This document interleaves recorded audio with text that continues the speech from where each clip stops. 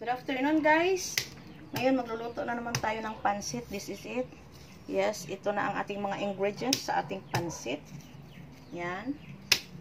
Ngayon mag-ready na ako sa ating lamas. Ito ay bawang at saka sibuyas bombay. Ano na guys? Oh.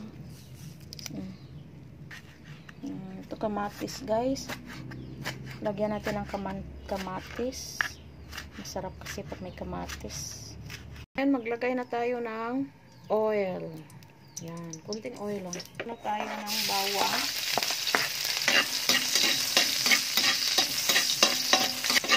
So, hanggang mag-brown siya guys. Golden brown. Yes. Sibuyas. Bango.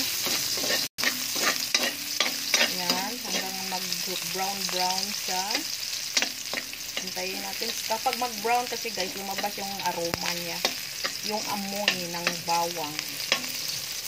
So, ano natin ang ating kamatis. Mas masarap magmaraming laman guys. Yan, ang bango. Yan, ilagay na natin ang ating karne. Wow!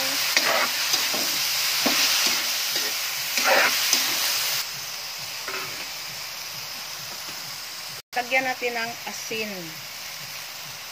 Ang magic sarap.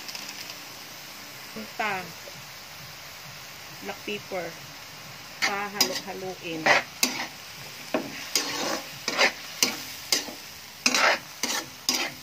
Halo-halo hanggang ma-mix yung mga ingredients. Ang bango guys, my god. Yes. Takpan muna natin para madaling maluto. Kulo tayo dito sa atong baboy. Ready natin ang ating mga sangkap. Ito po ay repolyo. Yakin. Ano po, carrots.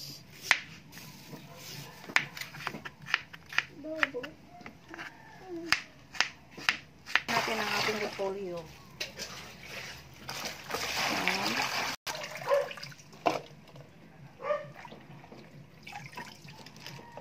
So, check natin guys. Ubas ang konting tubig. Ubas-ubasin natin para malusot ng karne. Ito ng tubig para pakulo-kulo. Yan. Okay na yun. Pakuluin natin. Tapan muna natin guys. Yan. Natin ang ating pansit. Yan. Yan.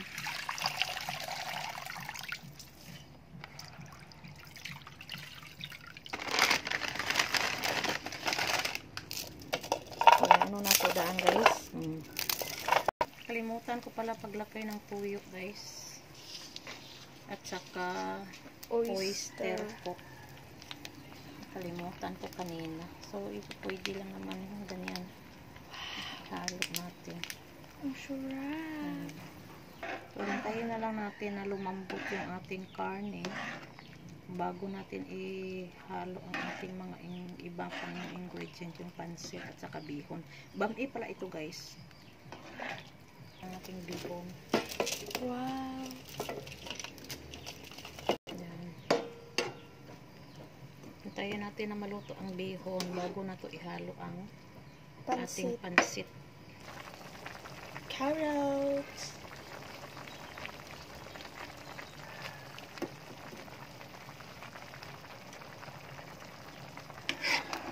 Oh my god, wow! Ang sarap guys. Gutom na dyan kayo ko guys. Wow! Oh my god! Ang ating repolyo. Pang toppings. Last part. Oh my god. Ilunod. Wow, sarap guys. Ay hala, naputol ang sili. Ay wala dahil. Oh, tara na guys. Oh my god, ang sarap. Thank you for watching guys. If you like this video, please like and share. Bye guys.